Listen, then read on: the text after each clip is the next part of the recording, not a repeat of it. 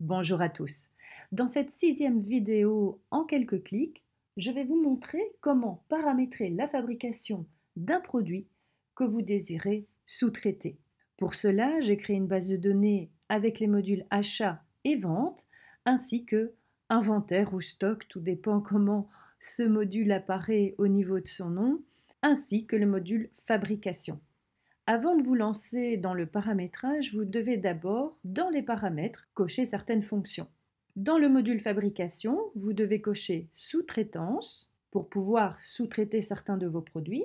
Et également, dans le module vente, cocher variante et grille des variantes, puisque je vais vous montrer comment sous-traiter un produit qui présente des variantes. Quand vous avez coché ces paramètres, n'oubliez pas de sauver vos choix et ensuite vous pouvez revenir à la page d'accueil. Première chose à faire dans le module vente, c'est de paramétrer vos fiches articles. Attention, maintenant dans la V16, cela s'appelle produit.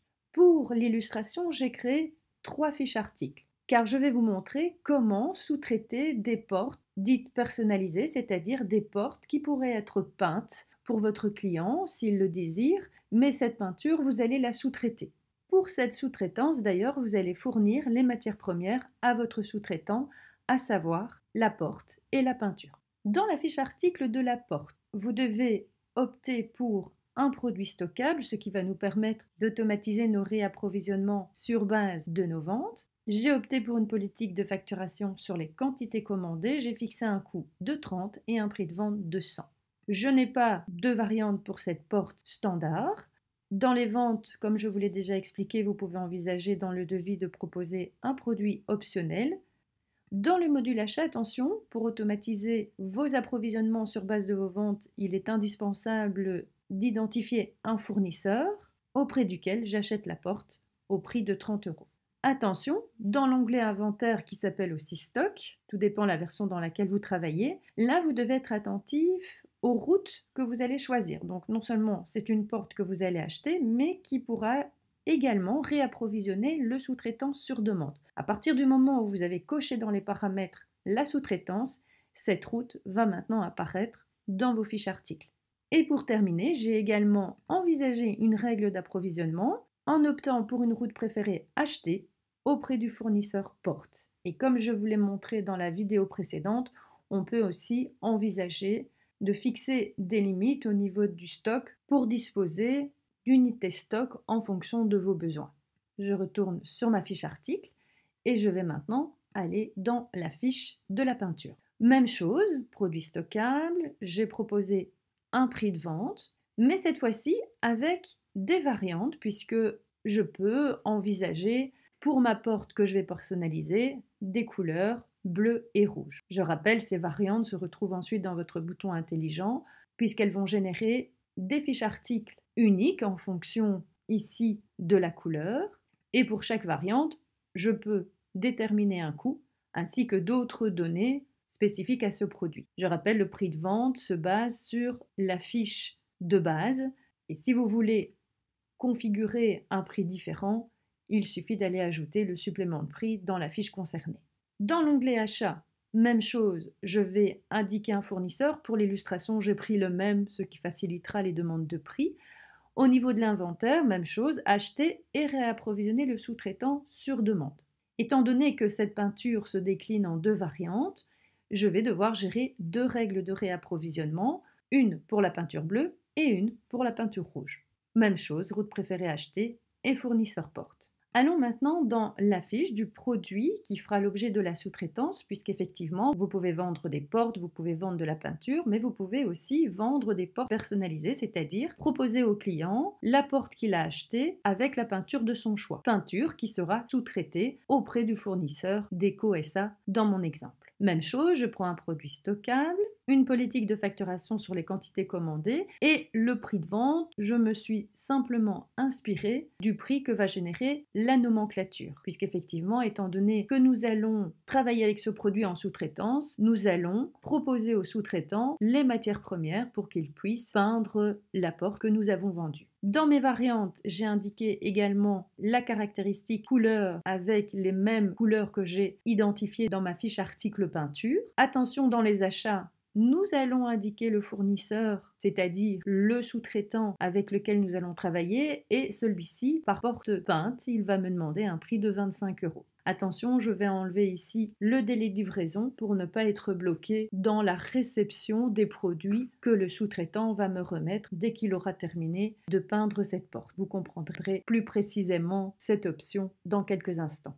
Dans l'inventaire, même chose, acheter, réapprovisionner le sous-traitant sur demande, et cette fois-ci, nous allons gérer nos nomenclatures de sous-traitance. Je les ai déjà déterminées, donc je vais vous montrer quels sont les paramètres que vous devez considérer. Alors, j'ai pris effectivement mon produit porte personnalisé, je l'applique sur la variante, ici en l'occurrence la couleur rouge, pour une quantité. Et pour cette quantité, je dis que mon sous-traitant doit disposer bien sûr d'une porte et de peinture rouge, et tout cela dans les quantités de base proposées. Mais comme vous pouvez l'apercevoir ici à droite, comme nous avons coché la sous-traitance, puisque je vous avais déjà montré le module fabrication, nous pouvons fabriquer ce produit, gérer des kits, et cette fois-ci nous avons cette option supplémentaire, la sous-traitance. Attention, non seulement vous devez cocher sous-traitance, mais vous devez également proposer un ou plusieurs sous-traitants en fonction de l'organisation de votre entreprise. J'ai donné la référence ici porte personnalisée rouge pour me retrouver plus facilement dans mes nomenclatures. J'ai dupliqué cette fiche pour faire ma deuxième nomenclature, c'est-à-dire même chose, mais cette fois-ci pour la porte personnalisée qui sera proposée en bleu. Donc dans ma porte personnalisée, non seulement j'ai deux variantes, puisqu'effectivement cette porte peut être vendue avec la couleur bleue ou avec la couleur rouge. Donc si je clique dans cette fiche, j'ai déterminé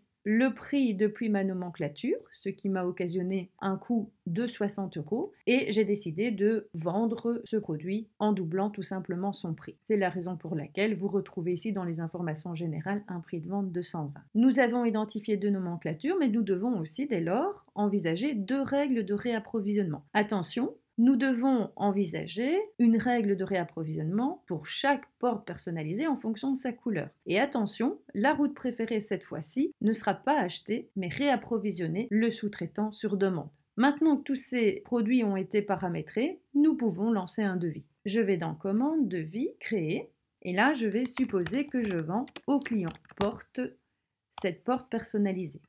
Je vais rajouter mon produit porte, mais porte personnalisée. Et là, je vois que j'ai la possibilité, en fonction de mes variantes, de demander une bleue et pourquoi pas une rouge.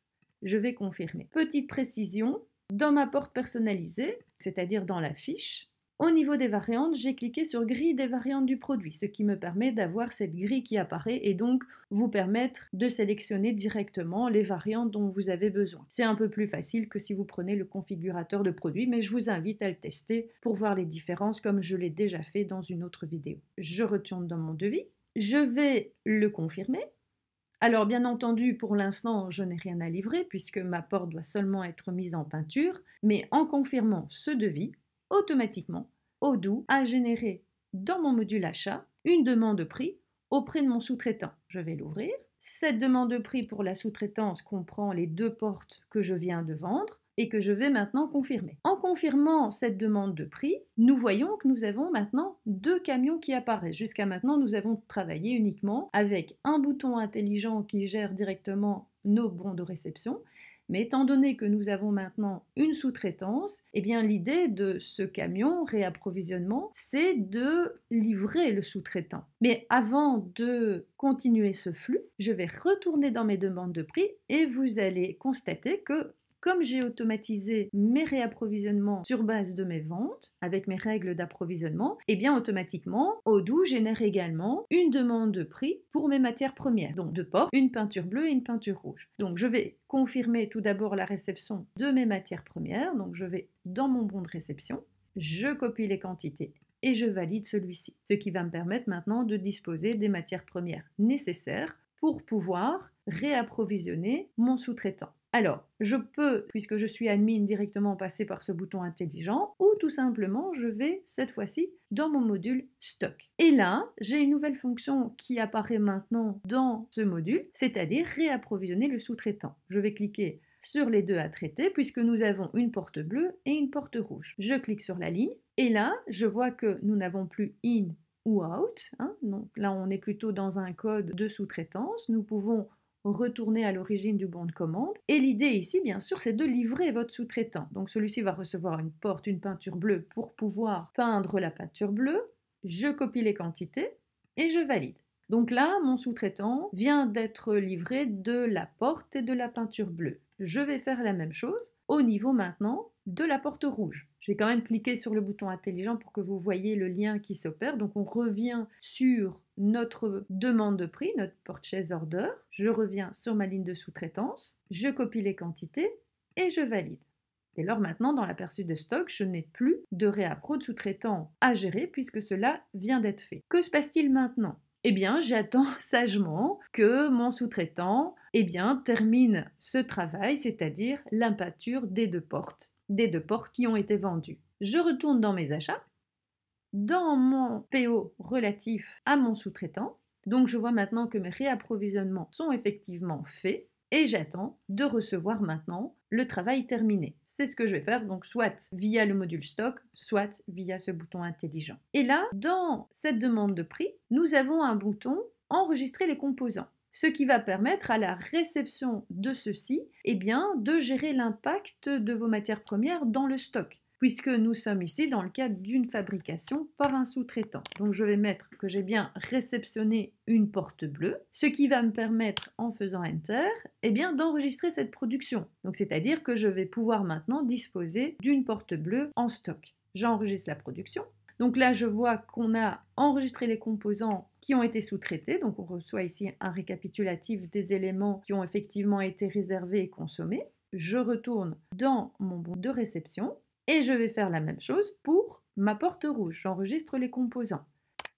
Je précise qu'il s'agit bien d'une porte. Enter. Enregistrer la production, ce qui permet bien sûr de gérer l'impact dans mon stock. Il me reste maintenant plus qu'à valider la bonne réception de ces deux portes. Si je retourne dans mes fiches produits, porte personnalisée, nous voyons effectivement maintenant que nous disposons de 2 unités, c'est-à-dire que dans mes variantes, je dispose bien d'une quantité en stock d'une porte bleue et d'une porte rouge. Que me reste-t-il à faire maintenant ? Retourner dans mon bon de commande, puisque j'ai réceptionné les portes, et je peux maintenant effectivement les livrer, puisque le travail de sous-traitance est totalement terminé. Je vais copier les quantités, valider, je retourne dans mon bon de commande, et nous voyons maintenant effectivement que les quantités commandées ont bien été livrées. Il ne me reste plus qu'à créer une facture normale, à confirmer le mode brouillon et à enregistrer un paiement comme ceci pour finaliser le flux. Si cette vidéo vous a plu, n'hésitez pas à me laisser un pouce, ça fait toujours plaisir. Et vous pouvez découvrir encore d'autres vidéos via ma chaîne Odoo avec vous, puisque en plus des formats en quelques clics, vous retrouverez la présentation de modules de manière un peu plus complète. Je vous dis déjà à bientôt et bonne formation à vous.